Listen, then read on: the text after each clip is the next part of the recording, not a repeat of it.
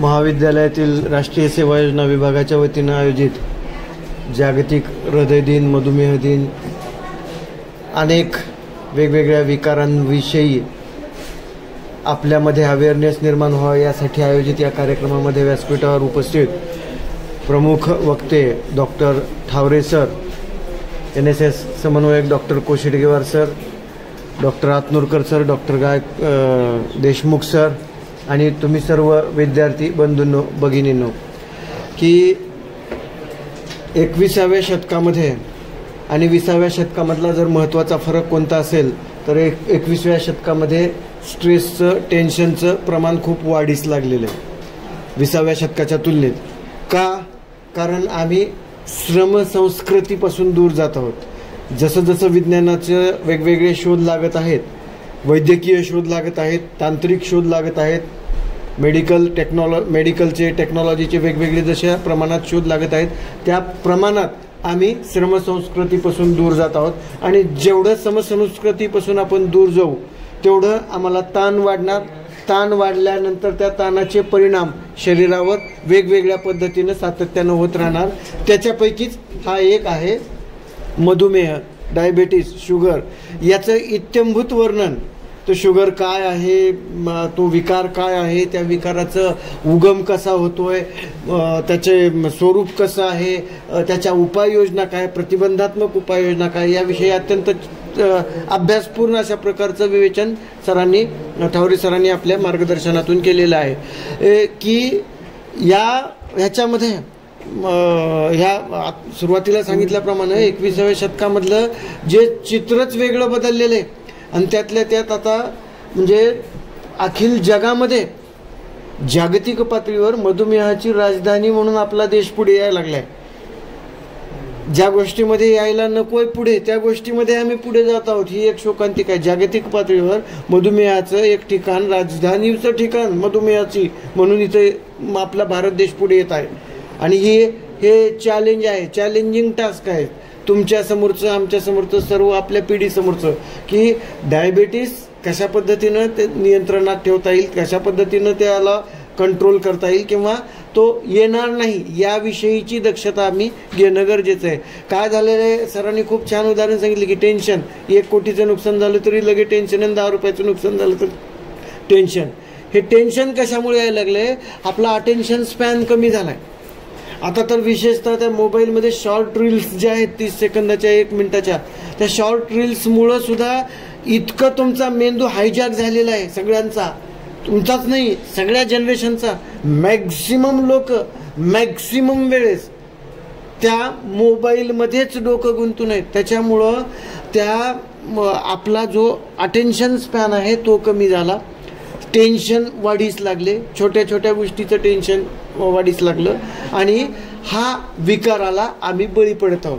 अनुवंशिकतेला आला असेल ठीक आहे, त्याच्यावरही आम्हाला मात करता येतं. आणि नियमित योग्य पद्धतीचा आहार, सात्विक आहार, शुद्ध आहार, ताजा आहार, त्याचप्रमाणे बैठे जीवनशैली जी आहे त्या बैठे जीवनशैलीचेही हे दुष्परिणाम आहेत की आम्हाला शरीराची हालचालच नाही आहे, शारीरिक हालचालच नाही आहे. आमचा इतका मोठा ज्ञानाचं भांडार आहे. आज 21 जूनला जागतिक योग दिन म्हणून आम्ही साजरा करतो आहोत. आंतरराष्ट्रीय स्तरावर आमच्या योग या साधनेचं महत्त्व आम्ही प्रतिपादन केलेलं आहे. परंतु त्या योग साधनेचं केवळ 21 जूनला पुरतंच आम्ही तेवढं महत्त्व त्याचं प्रतिपादन करतो. एरवी योगाची आणि आमचा काही संबंधच येत नाही. तर ह्या बाबी अत्यंत महत्त्वाच्या आहेत. कारण डायबिटीज हा आणि BP आणि शुगर हे 2 असे सायलेंट किलर आहेत की ते कधी तुमच्यावर हवी होतील आणि कधी तुमचा घात करतील. तुमचा म्हणजे समाजाचा, तुमचा म्हणजे सगळ्या समाजाचा. आणि ती प्रक्रिया सुरू झालेली आहे. लठ्ठपणा, ओबेसिटीचा प्रॉब्लेम किती लहानपणापासून चालू आहे लक्षात घ्या. लहान 4वी-5वीचे मुलं फॅटनेस, स्थूलपणा आलाय. पिझ्झा बर्गरचं कल्चर जे आलेलं आहे, सात्विक आहारच नाही, सगळं हे ऑनलाईन इन्स्टंट फूड, लगेच क्लिकवर लगे आम्हाला 1 तास 5 मिनिटात अवेलेबल होतं. तर हे जे आहे या गोष्टी पासून आम्ही दूर राहिलं पाहिजे, सात्विक आहार घेतला पाहिजे, श्रमसंस्कृती जोपासली पाहिजे. बऱ्याच वेळेला एकदम मुलगा म्हणजे कुठलंही कामाची सवय नसते, 12वीचं वर्ष 10वीचं वर्ष म्हणून पालक इतका लाड करतात तुमचा की तुम्ही बसलं त्या ठिकाणी तुम्हाला ताट आणून देतात, बसलं त्या ठिकाणी तुम्हाला हॉर्लिक्सचं दूध आणून देतात. का? 12वीचं वर्ष 10वीचं वर्ष. नको असं एवढं हे नको, एवढा लाड नको. कारण तुमच्या शरीराची हालचालच नाही आहे त्या अभ्यासाच्या नावाखाली. एकीकडे तर अभ्यासही नाही ना अभ्यासाच्या नावाखाली हालचालही नाही शारीरिक. आपली स्वतःची कामं स्वतः करायला आपल्याला म्हणजे आपली तयारी नाही, वेळ नाही आणि आपण त्याला कधी गुंतूनच घेतलं नाही. अचानक जेव्हा मुलगा आईवडिलापासून दूर जातो, स्वतःचे कपडे धुवायला सुद्धा त्याला कमरेत उसन भरल्यासारखं त्याला जाणवायला लागतं. स्वतःचे कपडे, स्वतःचा टॉवेल, स्वतःचं बनियन, स्वतःचे कपडे धुवायला सुद्धा त्याला अशा पद्धतीनं हे होतं, कारण त्याला कधी सवयच लावली नाही. म्हणून कधीही हे लक्षात घ्या की अभ्यास तर जीवनामध्ये महत्त्वाचा आहेच, अभ्यास हा शेवटपर्यंत असतोच, परंतु अभ्यासापेक्षा दैनंदिन जीवनातील शिस्त, दैनंदिन जीवनातील प्रयत्न आणि वेगवेगळ्या हालचाली ह्या अत्यंत महत्त्वपूर्ण आहेत. कष्ट महत्त्वपूर्ण आहेत, प्रयत्न महत्त्वपूर्ण आहेत. ह्यामुळं वेगवेगळे जे विकार आहेत हे इतका डेंजर आहे.